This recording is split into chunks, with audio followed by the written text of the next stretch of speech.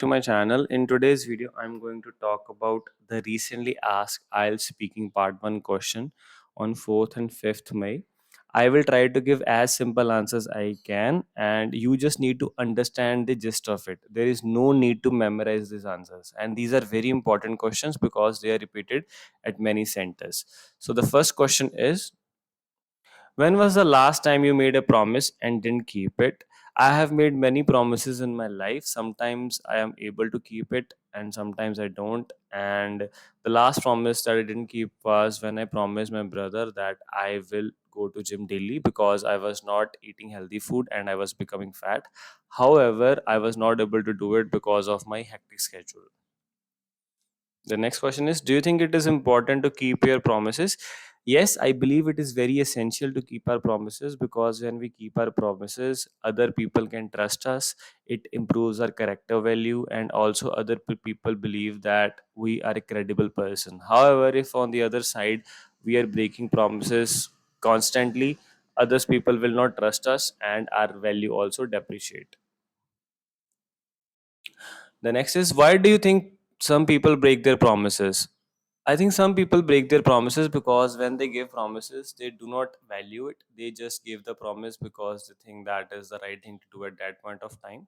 They do not think about the future, and currently at the present situation, they just give the promise. And when the situation arises, they become scared and the promises break.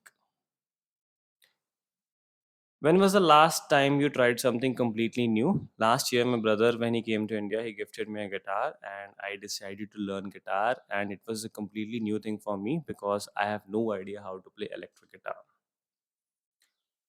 Do you enjoy stepping out of your comfort zone? The right answer is no. I don't feel comfortable stepping out of my comfort zone. However, when the situation demands, I have to get out of my zone because growth only happens when I step out of my comfort zone. But it is very difficult for me, and I need to push myself a lot to step outside. Do you think children should be challenged more at school? Yes, children should be challenged more at school because life after school is different. There are a lot of challenges that life will throw at the children, and if they have an habit of facing challenges at a younger age, they can face the real world challenges very efficiently. Would you describe yourself as a confident person? Yes, I will describe myself as a confident person, but my when I have to speak in English, I don't become very confident because English is not my first language. My first language is Punjabi, so I feel more comfortable if I have to speak in Punjabi. But if I have to converse in English, I'll become very reluctant and I feel very nervous and hesitant while speaking. Were you were you a confident child at school? I remember I became confident only after completing my high school because in my school I was very shy and introvert person. I was not able to have a good conversation with many friends and students. I only had limited set of friends. However, after completing my high school, I realized that I have to step out of my comfort zone to make new friends. So I was not confident in school.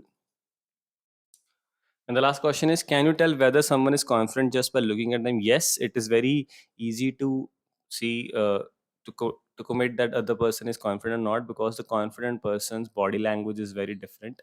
They always feel and they always sit and walk like they are the person who owns the room. And it is very easy to judge them also. So these are some questions that were recently asked. If you find this helpful, do like, share, and subscribe. Thank you so much for watching.